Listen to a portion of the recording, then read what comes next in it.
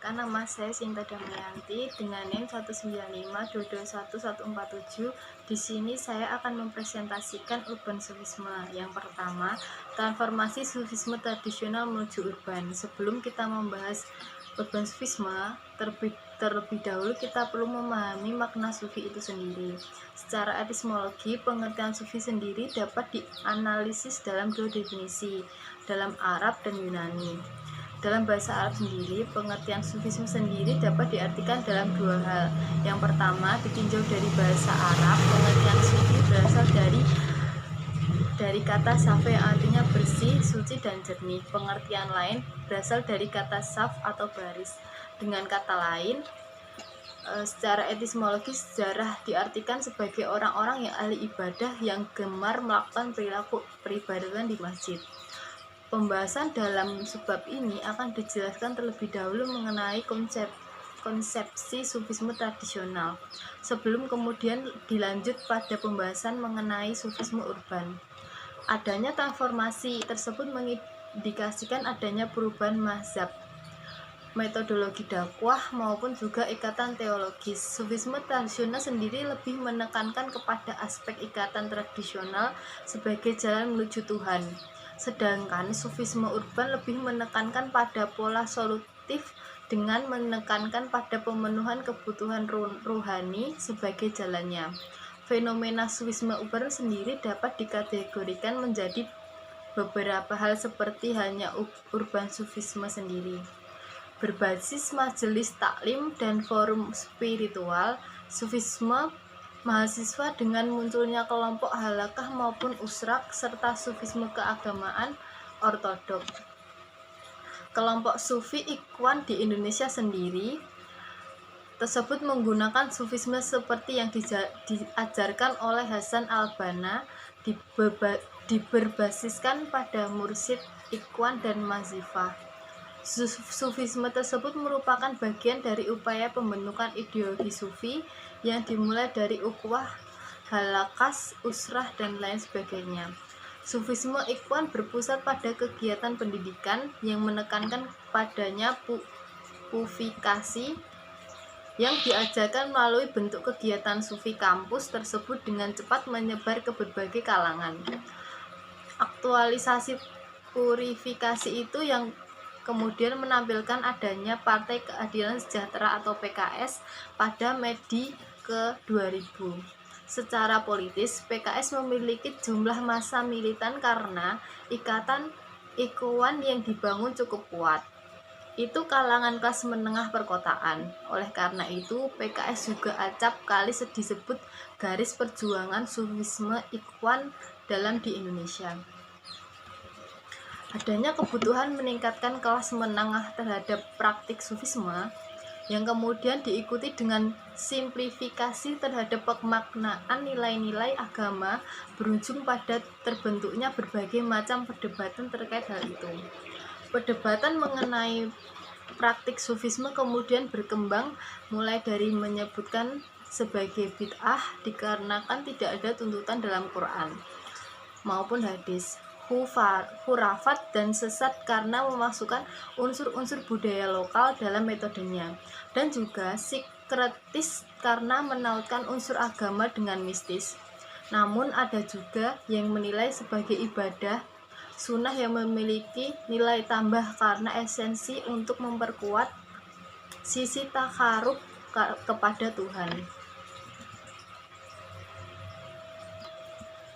Tradisi Islam kemudian juga menyebutkan ketika Rasulullah kemudian mendapatkan wahyu Quran di Gua Hira melalui jalan kontemplasi diri yang kemudian menjadi dasar praktikal sufi, kemudian berkembang dalam Islam. Jalan menjadi sufi kemudian menjadi pilihan bagi umat muslim untuk mengapresiasikan keinginannya mencapai kebenaran sejati.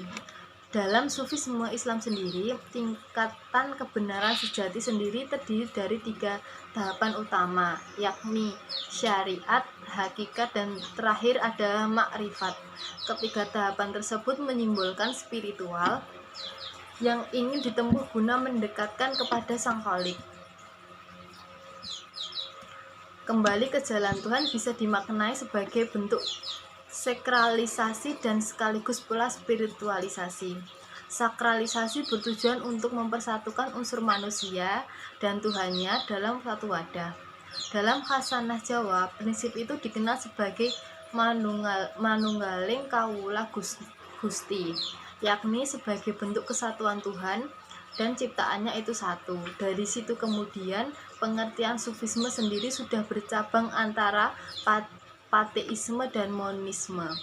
Pengertian sufi secara pateisme mengartikan bahwa antara Tuhan dan manusia tidaklah terpisah, melainkan bersatu dalam Tuhan secara menunggal. Sedangkan monisme diartikan sebagai bentuk eksistensi Tuhan itu tidak ada jika tidak diimbangi dengan hadiah atau hadirnya ciptaannya Tuhan. Kedua perspektif sama-sama menghasilkan adanya kemanunggalan antara kedua entitas tersebut. Pada akhir kemudian, sufisme sendiri berbicara soal rasa, yakni relasi intim Tuhan dengan ciptaannya melalui kepuasan batin. Pada kelompok masyarakat Islam tradisional, keberadaan mursyid merupakan sosok ulama maupun juga kiai yang perannya tidak hanya memberikan solusi permasalahan hidup. Peran kiai atau ulama tidak hanya berperan namun juga penggerak aktif sosial dalam masyarakat. Hal itu ialah hal yang kemudian mendasari organisasi terdekat sendiri lebih memiliki militansi adalah melakukan transformasi perubahan zaman. Adanya aktivisme yang dilakukan oleh ulama merupakan cerminan dan keterikatan normatif, yakni menghubungkan antara pesan teologis dengan realita sosial dan juga keterikatan fungsional, yakni menggerakkan berbagai macam fungsi sistem, nilai maupun kultur sebagai jalan. Yang kedua, sufisme urban sebagai jalan baru sufisme.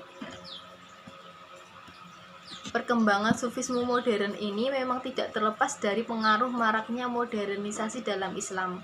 Adanya unsur-unsur sufisme seperti halnya sinkretisme, mistisisme kemudian diubah dan disesuaikan syariah dan fikih.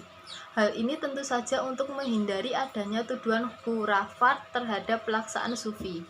Ini agar bisa diterima oleh 4 mazhab keagamaan. Selain itu pula, sufisme modern sendiri juga menekankan adanya prinsip tawazun atau keseimbangan antara kehidupan duniawi dan kehidupan ukhrawi, bahwa perlu adanya keseimbangan antara kebutuhan dunia dan akhirat. Yang C, macam-macam sufisme.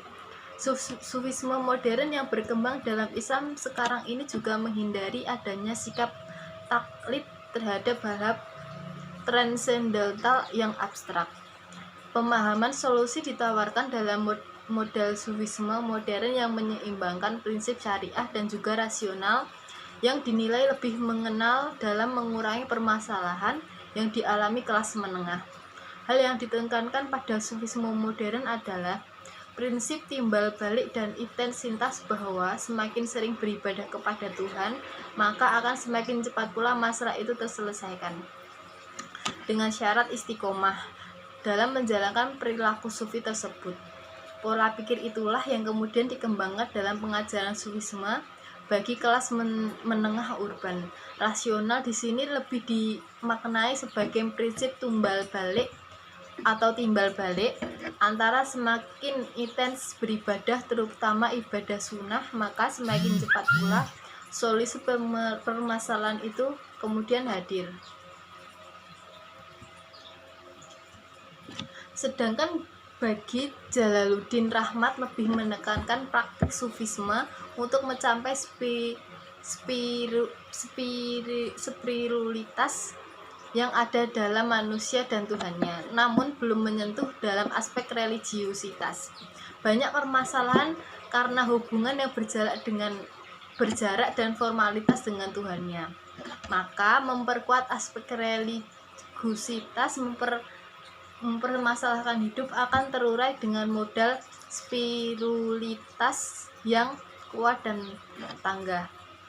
Di antara ketiga pemikiran besar sufisme perkotaan tersebut, sebenarnya masih ada lain, seperti halnya Ahmad Naun Najib, Habib Munsir maupun kelompok Tabligh dan Habib lainnya juga mengejarkan sufisme baru dengan penekanan yang berbeda.